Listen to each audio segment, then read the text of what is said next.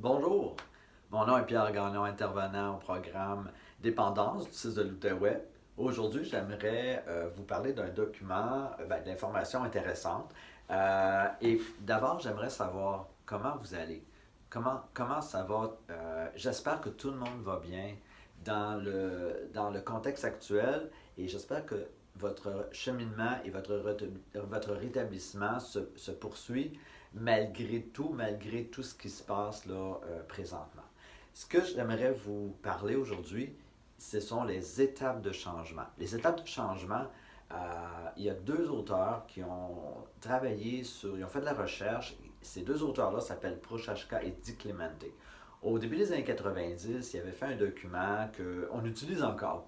Pourquoi qu'on l'utilise encore? C'est parce qu'il est vraiment bien fait et il démontre comment l'être humain, en général, quelles que soient là, les situations, qu'est-ce qui se passe pour qu'on puisse passer d'une étape de changement à une autre. Quand on veut prendre une décision, qu'est-ce qui se passe? Donc, il y a des étapes qui sont basées, là, qui sont générales. OK? Donc, nous, ce qu'on fait, c'est qu'on l'applique à la dépendance, que ce soit la dépendance de l'alcool, la drogue ou du jeu.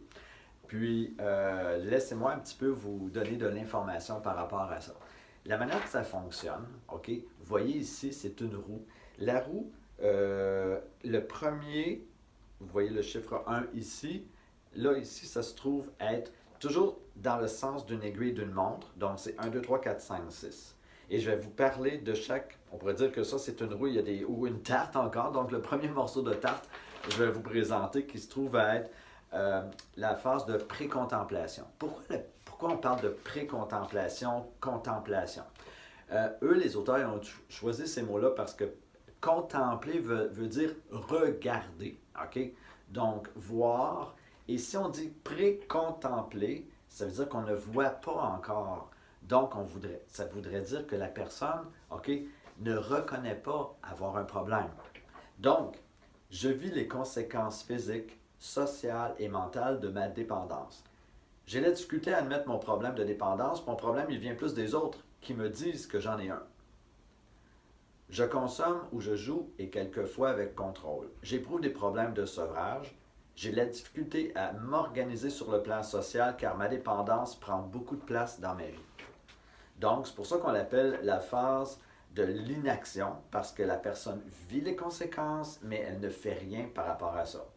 Si la personne décide de faire un changement et décide de participer à un programme, donc on va dire que la personne, je vais vous dire, je vais vous lire comme ça, là, j'ai donné mon accord pour participer à un programme pour personnes dépendantes, mais, le fameux mais, je ne suis pas encore convaincu que les aspects négatifs dépassent les aspects positifs. Je crois toujours être capable de contrôler ma consommation ou mes activités de jeu si je me surveille ou si j'ai peu d'argent en ma possession. Donc, ce stade-là, cette étape-là, on va l'appeler l'ambivalence. D'abord, on va dire la contemplation, parce que là, la personne reconnaît avoir un problème, mais n'est pas encore prête à faire un changement par rapport à ça. Et c'est pour ça qu'on dit que c'est une période d'ambivalence. Peut-être que oui, peut-être que non, je ne sais pas. OK? Si la personne arrive à un autre discours, OK, j'ai à faire le choix d'abstinence totale car les autres moyens n'ont pas fonctionné. J'ai la difficulté à changer. Je recherche les preuves qui prouvent ma capacité de consommer ou jouer sans perdre le contrôle, mais il y en a de moins en moins.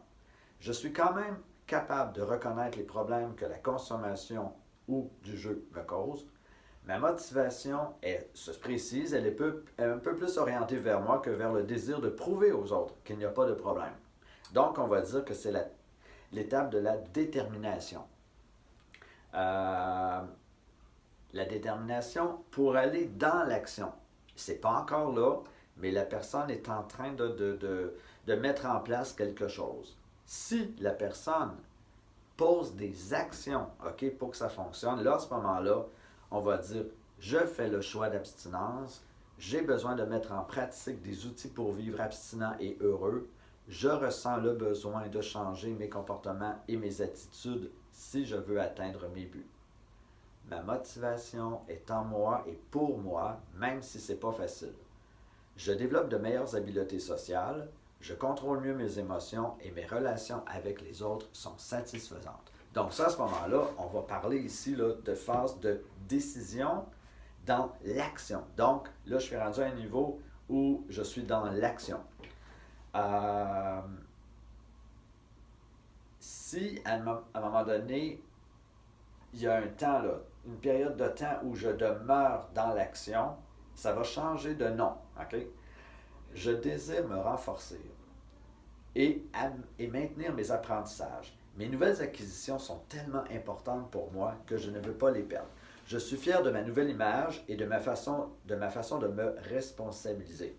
Donc, c'est la phase où je veux garder le nouveau, c'est-à-dire la phase du maintien. Donc, à ce moment-là, ça veut dire que je suis rendu à un niveau de maintien. Si, admettons, je suis abstinent depuis 30 jours, je suis dans la phase de maintien. C'est sûr que si ça fait 6 mois que je suis dans la phase de l'action, c'est encore dans l'action. Mais là, on va dire 6 mois et plus, parce que les auteurs de ce document-là, les chercheurs ont dit que ça prend au moins 6 mois et plus pour parler d'un maintien de nouveaux comportements. OK? Donc, c'est pour ça qu'on dit que c'est la phase du maintien. Et à un moment donné, arrive notre 6e morceau de tarte ici, la 6e étape, qui n'est pas nécessaire. Elle n'est pas obligée d'être là. On pourrait mettre des pointillés ici alentour de cette partie-là parce que elle n'est pas, comme je vous dis, elle n'est pas obligatoire, mais c'est quelque chose qui peut arriver. J'ai honte, je suis déçu, j'ai peur du futur, je suis découragé. Alors, pourquoi pas continuer à consommer ou à jouer? Je me dévalorise, je ne vaux rien. J'ai juste le goût de retourner où j'étais. J'ai même des idées noires. OK? J'ai une décision à reprendre. J'arrête ou? Donc là, ça se trouve être et qu'est-ce que je fais? Est-ce que je vais juste voir si est-ce que je suis vraiment. Oui, ça marche. C'est que là, la personne peut faire une rechute. Il y a une différence entre une rechute et un retour à la consommation ou au jeu. Si je fais juste une rechute, c'est pas juste une rechute, mais une rechute est un moment spécifique, OK, dans le rétablissement. Tandis qu'un retour à la consommation, ça peut durer plus long et c'est plus difficile. Donc, plus longtemps la personne attend pour recommencer son abstinence, plus difficile ça va être. OK? Donc, je vous donne un exemple. Si une personne, par exemple, fait une rechute à un moment donné, mais ça s'arrête là, pourrait voir la rechute comme un tremplin pour renforcer sa décision de ce qu'elle est en train de faire. OK? Par exemple, elle pourrait dire, OK, là, je m'aperçois que si je m'en vais déjeuner à telle place et il y a des appareils de loterie vidéo, c'est pas une bonne place. Donc, je ne retourne pas là. Donc là, à ce moment-là, je reconnais qu'il y a un déclencheur à cet endroit-là et je prends des moyens pour ne pas retourner à cet endroit-là et justement me protéger. C'est un peu faire de la prévention de la rechute. Donc, à ce niveau-là, vous pouvez le voir aussi comme en tout temps. OK, en tout temps, ça peut arriver dans toutes les étapes de changement. Et en tout temps, une personne peut décider quelque chose. Est-ce que ça veut-tu dire que si, admettons, ça fait, je ne sais pas moi, 7 mois que je ne consomme pas, si ça fait 7 mois que je ne consomme pas, est-ce que je viens de laisser tomber ou de perdre tout ce que j'ai fait depuis les 7 derniers mois? Non. OK, une personne pourrait dire, ben, je remets le compteur à zéro, OK, mais il ne faut pas le voir comme ça. Il faut le voir que, bon, pendant 7 mois, je n'ai pas consommé ou joué, donc j'étais abstinent, j'ai fait une rechute, je me relève, je continue mon abstinence. Si pendant l'année, pendant un an, OK, c'est la seule rechute que j'ai faite, bon, ben, je veux dire, au bout d'un an, j'ai quand même fait une seule rechute, OK? Ou encore, ça serait 2, mais c'est pas comme un retour à la consommation. Un retour à la consommation, c'est toujours, OK? Donc, et pour le meilleur exemple que je pourrais vous donner, si vous me permettez, c'est en utilisant quelqu'un qui est au régime. OK? Quelqu'un qui est au régime, ça fait, on pourrait prendre le même 7 mois, ça fait 7 mois qu'il est au régime, mais à un moment donné, ça va avoir une pièce de théâtre. il arrête chez Mokoloka avec des amis, il se prend un gros morceau de gâteau au chocolat, OK? Ben là, la personne, elle va être déçue, elle va dire, ah, Colin, ça fait 7 mois que je fais mon régime, puis là, je viens de manger un gros morceau de gâteau au chocolat. Est-ce que la personne va dire, ben là, je viens de scraper mon dernier 7 mois que je viens de faire? Non. OK. Quelqu'un pourrait dire, ben oui. Puis là, à ce moment-là, ben aussi bien de continuer à manger, puis on va laisser tomber. Le pire pour à ce niveau-là, dans cette phase, le pire qui pourrait arriver, c'est que lorsque la personne se dit que ça vient de gâcher tout ce qui vient d'être fait. OK? Là, à ce moment-là, on abandonne. OK? Donc, c'est le fait d'abandonner qui est le plus dangereux à cette étape-là du changement.